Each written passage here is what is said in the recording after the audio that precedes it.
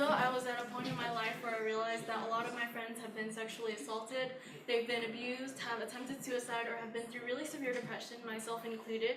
And I know that some days are just so heavy and everything just hurts so much inside of you. And I think on those days you can get a little tired of hearing that everything is going to be okay. Because deep down you probably already know that everything is going to be okay someday. But that day could be years from now or really far ahead in the future, and right now you feel like you're not going to make it that long. So I wrote a poem for my friends and for myself, and it's called For the Bad Days. I am not here to tell you it's going to be okay because you already know that. Anyone can tell you that. I am not here to stitch up your wounds. I am not a nurse or a doctor. I am here to tell you that it's time to heal. It's time to let go of the years you've lost to your misery, the years you spent falling in love with your sadness and the way your bones look when there's nothing but skin over them. Stop planning out your funeral and stop writing out your suicide note. Save your energy for the love letters you will have to write one day. Save your good stationery. Stop staring at your veins like they will bleed answers. Some days you will still feel the hollow sort of heaviness, like your bones are made of iron pipes. All you need to hear is that it's okay to be sad. For no reason, a billion reasons, or for one small reason. Some days your lungs will bleed and the fresh air is made of salt. Some days your skin will be a wound and the world is nothing but lemon juice. On these days you need to know that it's okay to cry. Some days you'll feel naked and vulnerable, like when your sadness left he took your whole closet with him. I'm writing this because none of us can be saved. None of us can be fixed because there's nothing that needs fixing. You are you. Do not listen to the boy who makes you feel bad for being broken because he hasn't bothered looking in a mirror. Some days loud noises will still feel like needles on your skin. People will raise their voices and they will ask why you are scared of them. Some days you will still flinch when men touch you. There will be days when you go to the beach wishing the sea were made of paint so you can stop dreaming in black and white. You will wonder why they put you on so many medications and you will ask yourself why you can't function on any less. On these days, please remember, you've been through worse before. You are limitless. The things you're capable of are infinite. I'm writing this to tell you that it's time to let go of your walls, your ceiling, your floor, and grab onto the sky. So I'm 17 years old now, and the first time I attempted suicide, I was 13. Over the course of the next 2 years, I would attempt suicide 4 more times, struggle with an eating disorder and self-harm, get hospitalized, and get checked into a treatment center.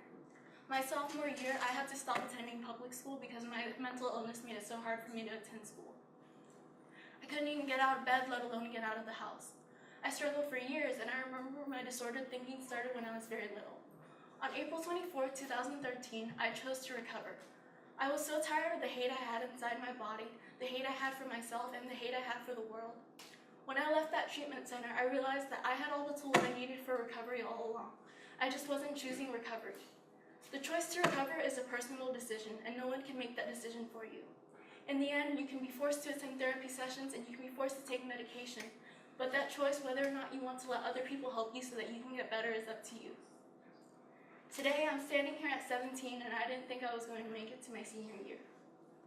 I'm here with you today to talk to you about what it was that motivated me to stick to recovery when I was so sure that suicide was what I wanted. It occurred to me that I was spending so much energy at war with myself and planning out my suicide. It was so automatic for me. Negative thinking was a reflex. If I could spend half that energy towards something I love doing, I might just find a reason to live. So that's what I did.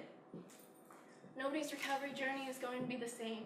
Nobody heals in the same way in the same amount of time because we are all so different. We've been through different things, so we'll respond to different methods. The thing that people forget to tell you is that passion can be such a powerful tool in choosing recovery and sticking to recovery. Some people are passionate about music, art, or religion. For me, what I loved doing was writing and helping other people. It didn't start off like that, though. I had no idea what I loved doing or what I was passionate about. Depression does that to you. It takes the joy out of everything. I chose writing because I needed a healthy outlet for my emotions besides self-harm. I realized I had so much inside of me I wasn't sharing with anyone, and that resulted in negative consequences like self-harm. Self-harm was my way of getting relief from my emotions without needing to take that risk of opening up and talking to someone about how I was feeling. When I found writing, I found it amazing that even when I couldn't explain my feelings to other people, I could sit down and write a poem about how I was feeling. I would post that poem on my blog, and I would always think to myself, am I even making sense? But then I would get a message or a comment from someone telling me, hey, I really needed to hear that today. I started healing when I started being honest with myself. Sometimes it didn't even need to be a poem. Sometimes I would just get really emotional, and I would sit down and write a really unprocessed blog post about everything I was feeling towards myself and towards the world at that moment. I think a lot of times when you're depressed, you put on an act in front of your family and friends. You pretend to be a lot more whole and okay than you actually are. Having a creative outlet like music, art, dance, or writing gives you a space to finally be honest with yourself.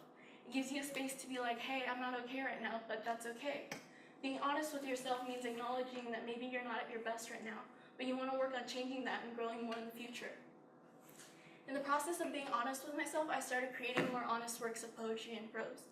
My Tumblr became my journal, and more people online started supporting my writing and my journey in recovery. I can't even count the number of messages I've received from people both online and in real life telling me they could relate to my work so well. I chose to help people because once my eyes were open to how much other people were struggling, I couldn't stop seeing it. So many people reached out to me and shared their stories with me.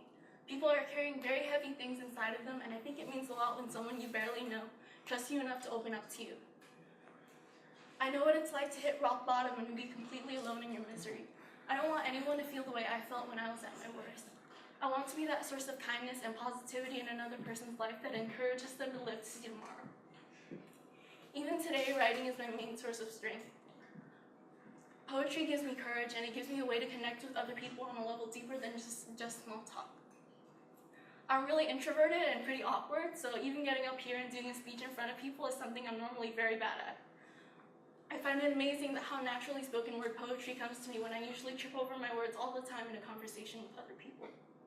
So on days where I feel like curling up into a ball under the sheets and pretending I don't exist, passion is something that gets me out of bed in the morning. It gives me a goal and a purpose for existing. Most of all, it gives you a reason to stay alive. I know what it's like to feel so certain you're not going to have a future because you don't even feel like you're going to be alive for that long, but take it day by day. If something makes you happy, truly happy, and makes you thankful that you're alive, in my opinion, it's worth pursuing. Each day that sun rises again, you've made it through another day alive, even if it's with a few bumps and bruises. You are a star. You are light when everything around you seems to be dark. When you find something you're passionate about, you start burning brighter and brighter until all that whole darkness fades away. When you start doing what you love, everything around you seems to fall into place. Today, I am over 1 year recovered. I'm back in public school again and doing fine. I haven't thought of suicide in nearly a year, and I'm blessed with over 10,000 people around the world supporting my writing and my journey in recovery.